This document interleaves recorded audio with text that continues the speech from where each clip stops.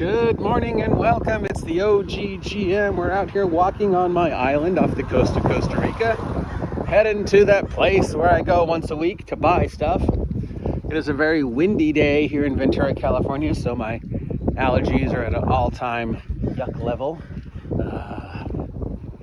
They say it's paradise, which, I mean, you can't knock the view, but oh God, if you have allergies, yeah. Anyways, okay. It's Thursday, which means it's reviews and GM tips day. So, since we're doing on this whole retro review thing, I thought we'd take a look at the Funhouse dungeon idea. And of course, if you're going to take a look at the Funhouse dungeon idea, you gotta go to White Plume Mountain. I mean, there were definitely Funhouse dungeons before White Plume Mountain. There were definitely Funhouse dungeons after White Plume Mountain. But White Plume Mountain is kind of just the epitome, the perfect example of a Funhouse dungeon, because it actually does have a log flume ride inside it, a vortex tunnel, an anti-gravity bouncy house, just all a parkour course, inverted pyramid filled with monsters, encounters that literally make no sense. You never actually fight the bad guy, and then the ending is very ambiguous, and that's what we're going to talk about. We're going to talk about White Plume Mountain in sort of a silly way, but it sort of shows the idea of, not all the TSR/OSR stuff is actually great. So I've postulated this before, and I'm going to postulate it again. And I know it sounds silly and ridiculous, but if you actually look at White Plume Mountain, it sort of makes sense. So the original theory was the bad guy's in on it. And as I readdress that theory in sort of a silly sort of way, White Plume Mountain is an insurance scam. It's pretty obvious the bad guy is in on it, and the people who hire you are in on it. So, and because White Plume Mountain has had so many iterations and so many revisions, that plot becomes convoluted and stuff like that. Later editions, they tried to add a second level and include the bad guy, and then that went away. But the ending's always been very ambiguous from the very start, which leads to believe that the people are in on it. So here's the basic plot of White Plume Mountain in all its iterations. NPCs own 3 legendary magic items: Wave, Whelm, and Black Razor. Wave, Whelm, and Black Razor, obvious homages to famous items from literature. Whelm, a big old hammer, obviously Thor's hammer. Black Razor, a soul-sucking sword, obviously Stormbringer from the Elric series. And then, of course, we have Wave, which is a magic trident. But some people have said, well, that's an homage to King Triton's trident, or just Aquaman. Wave's my favorite of the 3 because it's just ridiculous. Like, its abilities are cool, but only so unbelievably specific. But then, for some reason, it also has a cube of force. And that's like the best part of it, I always like the other stuff, like I can talk to fish and stuff like that, but everybody else who ever got Wave was like, yeah, cube of force. So 3 iconic magic items. A villain steals the magic items from these NPCs. Now, this is video game thinking, even before video game thinking was really a thing in D&D. Why is it so easy for this bad guy to steal the things? Because if the NPCs are powerful enough to have accumulated magic items of the power level of Wave, Whelm, and Black Razor, they were powerful enough to protect them. But this guy just walks in and makes off with them. Then the bad guy leaves behind a taunting message challenging the NPCs to come get him back. All right, let's see how tough you are. Come get him back. Come retrieve them from my dungeon, White Plume Mountain. The bad guy, the NPCs, hire the adventurers to go get him. But you gotta bring us back the 3. You can keep whatever else you find and we'll reward you, but you gotta bring back the magic items.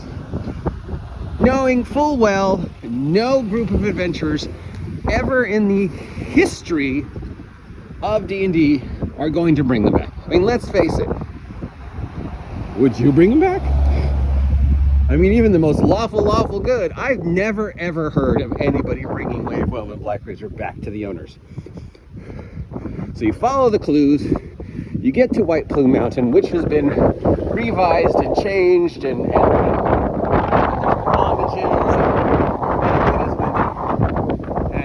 but the basic premise is you go in and you go down a secret tunnel and you get into this hollowed out volcano. There's a turnstile you have to go through. You encounter a sphinx named Enid who's forced to ask you riddles. Later editions added a subplot about trying to free Enid. And then there's 3 different ways you can go, each one leading to ridiculous funhouse level encounters. There's like a parkour course across a volcanic lake where you have to leap from these small platforms on chains, only to get to the end where you encounter a dwarf vampire guarding Whelm. And then you have to go all the way back to get to Wave. You go through all these different weird encounters. There's a log flume ride, there's an anti-gravity trap. Then you have to fight a giant crab inside this bubble that's in the base of the volcano. And of course, if anything like a lightning bolt or a misplaced arrow pierces the bubble, whoops, you're now in a room filled with hot lava. Oh boy. And then there's the 3rd one, but you get Wave, but then you have to go all the way back. And then the 3rd one, more traps. There's this weird inverted pyramid. There's a vortex tunnel. And at the bottom, you meet a Ogre Magi, spoilers, in disguise as a halfling who's guarding Black Razor. The Ogre Magi, of course, doesn't fight you with Black Razor. The Ogre Magi fights you with its own powers. And then you succeed. You leave the dungeon with Wave, Whelm, and Black Razor. And that's it. You never fight the bad guy that stole the magic items. And originally the module gave no real follow-through as to what happens after. Now then, later printings of the module introduced a final encounter. If you get all 3 and make it to an exit, 2 Afrits named Nix and Nox show up. Why didn't they show up before?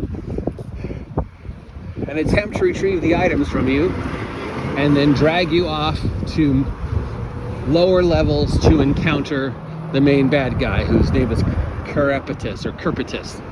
Of course, there was no lower level included, and 2 Afrits? I've got Wave, Whelm, and Black Razor. 2 Afrits are not going to really be that much of a challenge. So it then hints that he'll keep throwing Afrits at you till he wins. But, you know, it says that there's only 2 more Afrits, but you could read it that, oh yeah, he's got infinite Afrits. Well, if he's got infinite Afrits, why did he need to build this ridiculous dungeon? He could have just guarded the 3 magic items with his army of Afrits. So basically, it's generally assumed that there might be 4 Afrits. Really, there's Nix and Nox, and then it hints that there's 2 more. But Nix and Nox are the most iconic ones. You're probably going to beat them because they're, you know, original AD&D Afrits. You've got Wave, Whelm, and Black Razor.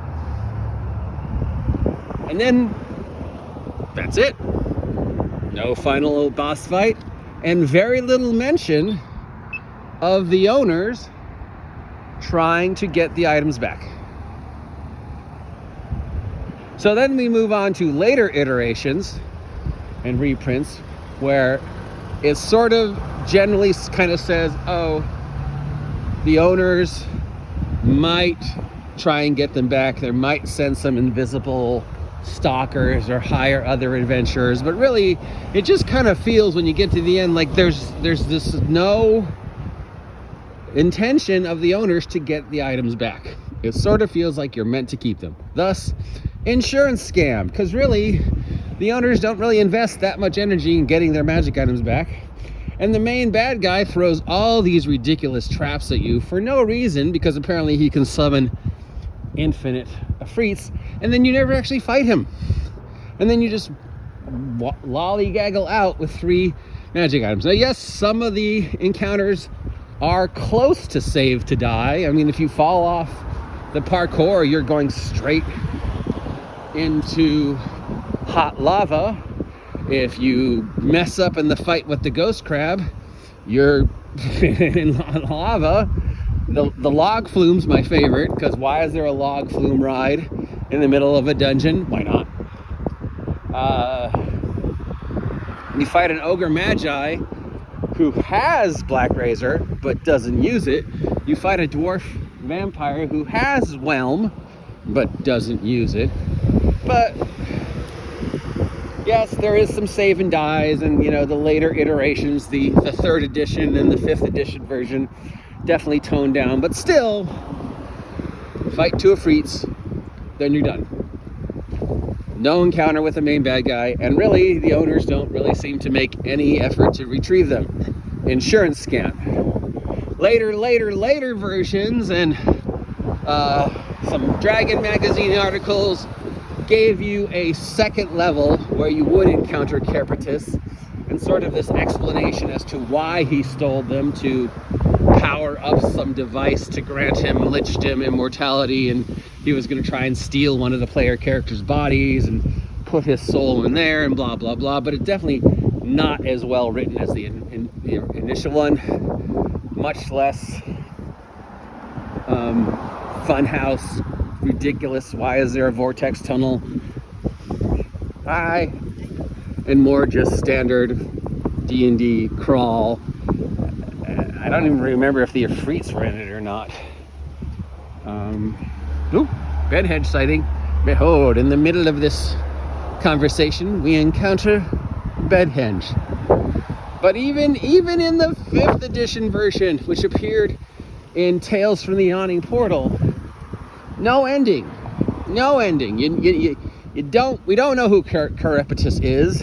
Is it just a Sarasac taking on a different incarnation and being his usual, I'm going to build a dungeon for the heck of it nonsense that they use to explain why a Sarasac does the things he does? I did it because I could. No, it's an insurance scam. The owners are in on it. How else could this guy walk in, take these 3 items, meet no resistance, and then the owners are like, well, we're going to just hire the first bunch of adventurers that come along, and yeah, sure, they're going to bring back these 3 powerful items to us at the end. No, they're not. No! Anybody who knows player characters knows they're not going to bring them back. They're going to keep them. Especially when the only threat is either A, fighting 2 Afrits, or B, they might send other adventurers or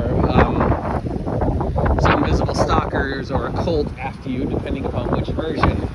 And then the only time you ever actually encounter the bad guy is in a really not as good lower levels called either there was a Return to White Plume Mountain, and there was a Dragon magazine that talked about the lower level and what Carapatus was up to. But if you look at the 5th edition version, it's pretty much just a copy and paste of the AD&D version with no explanation and no real rhyme or reason as to why the wizard built this. I mean, of all the choices you could have, he builds basically a funhouse. I mean, there's a log flume ride. There's a log flume ride. Why? Other than it's cool. But really, no matter what level of ridiculousness your D&D mindset is, there's nothing that could logically explain the stuff that's in White Plume Mountain other than just you've got this wacky wizard that wants to have fun and is challenging you to test his traps. But at the end, it's just nonsense. Just general, silly, iconic, why is this here? The crazy days of D&D nonsense. And since there's no really ever follow-up, you got player characters walking around with Wave Whelm and Black Razor going doop doop doop doop. I've got a soul-sucking sword. Doop doop doop doop doop. I've got Thor's hammer. Doop doop doop doop. I've kind of tried it. It lets me talk to fish and survive underwater, and also for some reason has a cube of force built into the center of it. I'm not sure why, unless it's so my friends could also survive in water. But hey, I can control fish. That's gonna come in handy in never, unless we're in an underwater adventure, which how many of those are there? Yeah. Later on, I think Wave had the ability to dehydrate people on a natural 20, and like sort of the equivalent to sucking their soul, but it could suck all the water out of them. But originally, nope. I think there was even a version that cast lightning bolts. And then there's, of course, the weird legacy weapon rules, and they listed Wave Whelm and Black Razor as the legacy weapons. But generally, it's just sort of, hey, look, we did this, we built it, you went through it, you got these vantage items, now forget about it. The owners are never going to try and get them because it was an insurance scam. But it is the model of Funhouse Dungeon, and the idea that, you know, occasionally a dungeon doesn't have to make sense. It just can be nonsense, because if you're powerful enough to build a dungeon, you're probably powerful enough to go, yeah, I'm gonna fill it with weird shit because I can. Or you could use, you know, the excuse that they've given a Sarasac, which is I build them to test mortals. And every time they succeed, I'm like, yes. And every time they fail, I'm like, now I know how to improve. And I get my experience points by watching you go through my dungeons, which, when you think about it, makes a lot of sense. So there's my retro review, White Plume Mountain. The only 5th edition version I know is the one in Tales from the Yawning Portal, and it really does not do it justice. The big, hanging lack of an ending only leaves your mind to sort of either fill in the blanks, question why Caparitus built this, or like me, you just assume, well, the owners were in on it. They kind of wanted the stuff to get stolen, it feels like, and it's an insurance scam, or whatever the D&D version of the insurance scam is. I also came up with the theory once that they were the fakes that were stolen, which is why the owners were kind of like, whatever. Anyways, that is my retro silly review of White Plume Mountain, a classic of D&D yesteryear. If you appreciate this, let me know. If you never want to hear me do this ever again, let me know. If you have any constructive criticism, it's appreciated. If you're just going to troll me, don't bother. You're just wasting your energy and you're just being silly. Until next time, I'm the OGGM. Support me. And remember, when you're building your dungeon, always include a log flume ride if you can, because everybody loves a log flume. And my hat just blew up. So that's it. Bye.